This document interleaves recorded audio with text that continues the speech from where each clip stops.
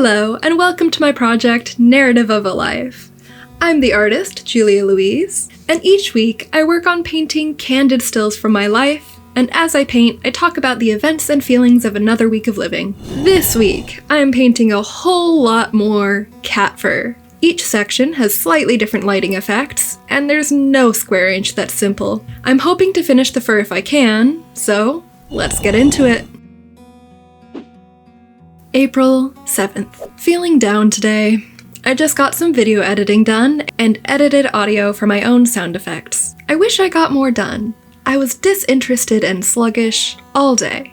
I'm really tearing myself down as furtively as I'm trying to build myself up sometimes. I'm not appreciating any of the work I do, like today. I don't care at all, even slightly, that I did do the things that I wanted to do. That's just what I expect from myself.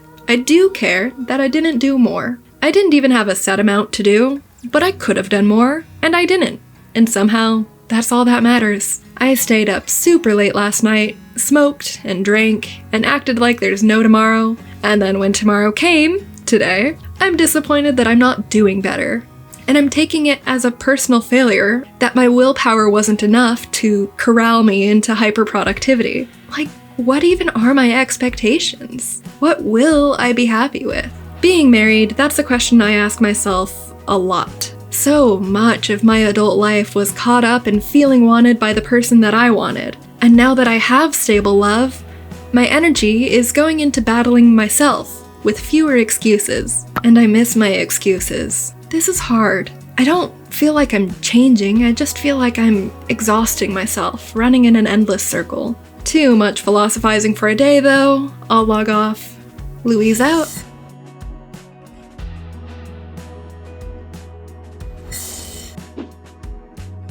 April 8th.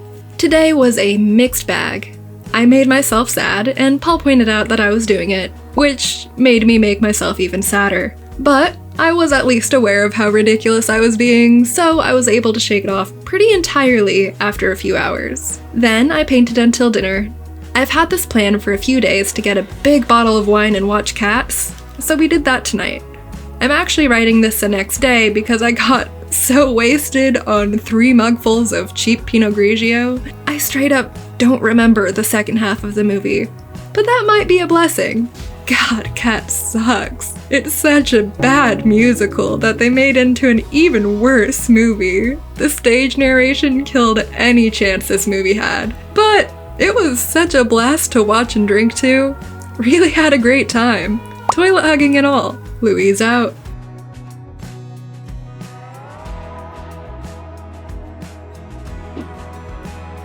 April 9th. Paul woke me up for a car appointment I forgot to set an alarm for. I still entirely felt the alcohol in my system getting up and going. It faded to a hangover quick though, and there's something kind of fun about being hungover on a Wednesday, I don't know.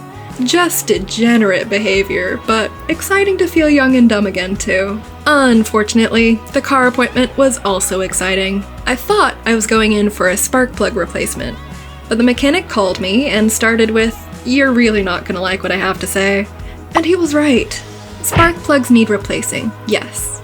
But so do the coils, the lifts, the catalytic converter, and the third cylinder. That's $9,000. I paid $2,000 for this car on Marketplace 4 months ago. I'm really so sad. I painted it and detail cleaned it and decorated it. I educated myself on how to look at engines before buying anything, and the engine looked clean and the car ran like a $2,000 car. Not perfect, but entirely fine. But the guy lied about its issues, and I think he ripped me off. I'm not willing to just resell it and do that to someone else. And I kinda need a car to have 2 jobs. I'm still trying to pin down the second job. We're likely entering a recession. Several places I've heard back from have a hiring freeze. I'm concerned for my immediate economic future, but I'm more concerned for the immediate future of my car. I'm not gonna spend $9,000 on it. I'm really hoping it will last me long enough to save up for the next one. But I'm optimistic too. I don't know. Last year I spent a lot of time feeling sorry for myself, and I'm determined to not repeat that this year. I lost my last car last year, and my job, and my friends. So far this year, the first 2 items are crossed off it seems, but I'm done fucking wallowing.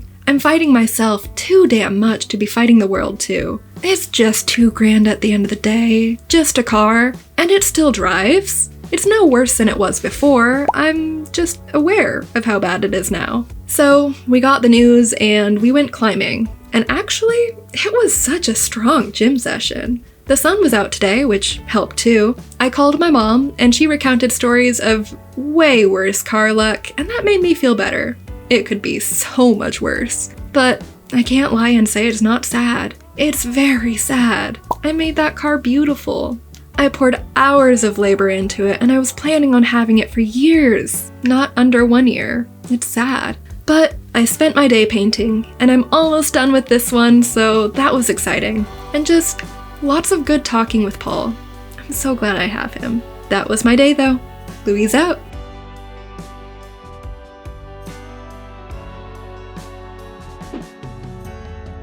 April 10th. A simple and pleasant day today. I had avocado toast for breakfast, spent 9 hours video editing, then had dinner and hung out with Paul. My husband's the best.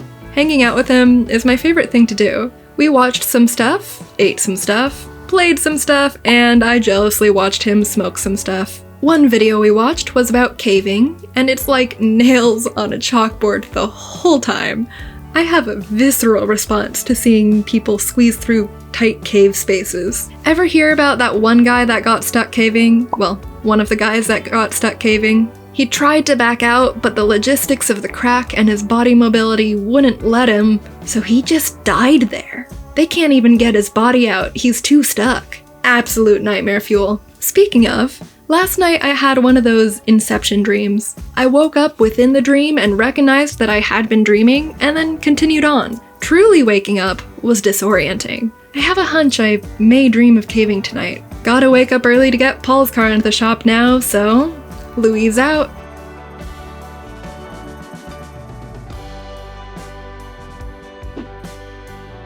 April 11th. We dropped Paul's car off early for a headlight fix, then got some coffee and sandwiches on our way home. After picking up the car, Paul went to the gym and I cleaned and packed. Short overlap with Paul, then I drove to my friend Sierra, and we've been chillin' all night. Keeping it short today. Louise out.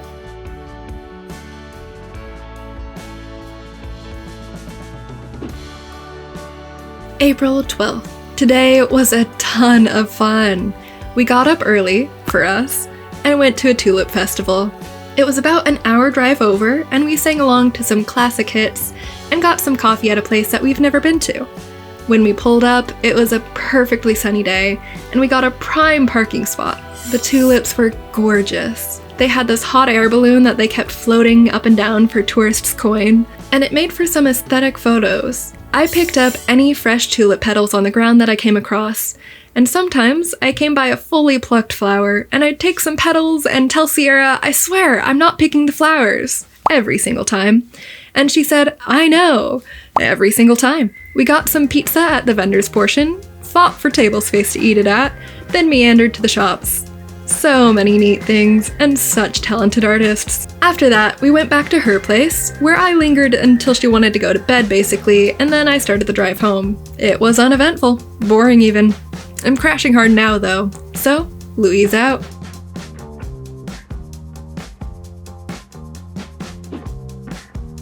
April 13th. Real simple day today. I rested and lounged about half the day and spent the second half on a random project. I made a whole bunch of little soapstone vases a few years ago for my wedding, and they're so cute and precious, but I bulk sanded them. I did all 120 vases in one day, and that's just not very detailed of a finish.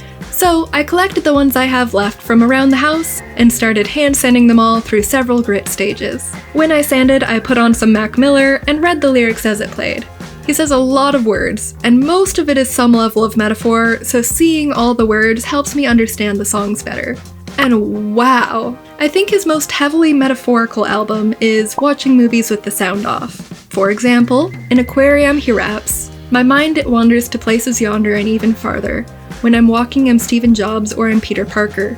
A genius author, a Jesus preaching just to feed his daughter." It's so good. My favorite album, just off energy, is probably Faces? It's hard to pick one though. That'll change, I'm sure. I could listen to Mac all day, every day. Actually, I can't. It makes me really sad. The tragedy, the loss of talent, the lack of industry recognition, how he was just getting started, really. Yeah, it makes me very sad. That was all I did today, though, so I'll sign off. Louise out.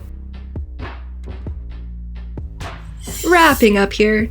I'm just completely jazzed about this result. I was worried about the fur looking as realistic as the rest of the painting, and I think if anything, it's more realistic. I couldn't be happier with the little tufts of fur around her middle that throw her back half into shadow. That's disheveled fur from me petting her right before looking at my phone when she snuck over and started licking my cookie. Fun fact, I actually didn't see what she was doing when I took this picture. I just liked the aesthetics of her position. Her little paws holding down the paper towel were a joy to paint. I can't wait to finish this up next session. So, on to the next.